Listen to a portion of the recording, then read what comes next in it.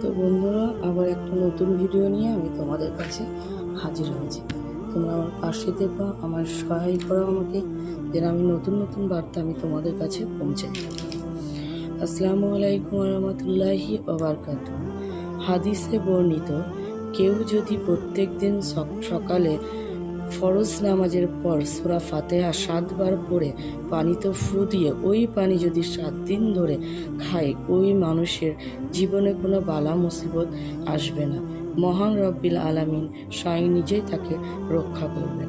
তো বন্ধুরা, এই ছোট ছোট আমলগুলো আমরা অতি অবশ্যই আমরা এগুলো করব, যেগুলো করলে আমাদের জীবনের সমস্ত বাধাবিঘ্ন দূর হয়ে যায়। সেই আমলগুলো আমরা প্রতিনিয়ত করব, এটাই আমাদের জীবনের প্রধান অঙ্গীকার।